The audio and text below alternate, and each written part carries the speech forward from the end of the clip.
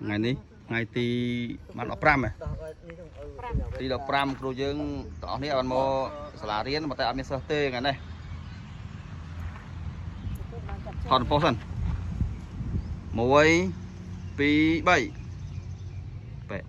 bẹ ngàyนี้ថ្ងៃទី15 ខែធ្នូឆ្នាំ2025អ្នកគ្រូមកប្រចាំការ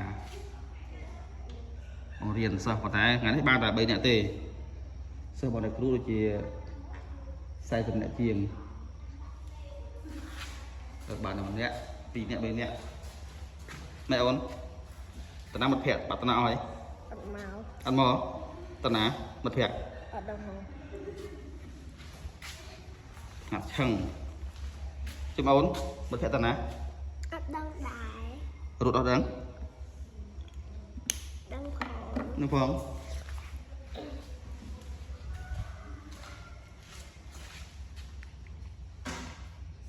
ឡបសិស្សអ៊ូអពេញថ្នាក់ឥឡូវនេះស្ងាត់ឈឹងសល់3គ្រាប់3អ្នកក៏រៀនណាមាន1បរៀន1មាន2បរៀន2មិនអ្នកគ្រូបាត់សិស្សអញ្ចឹងធ្វើម៉េចទៅងាត់ឈឹងហ៎ធ្លាប់មានសិស្សអ៊ូអែបើមិនសិស្សអ៊ូអែស្មានអ៊ូអែដល់កាលនេះងាត់ឈឹងបាត់អស់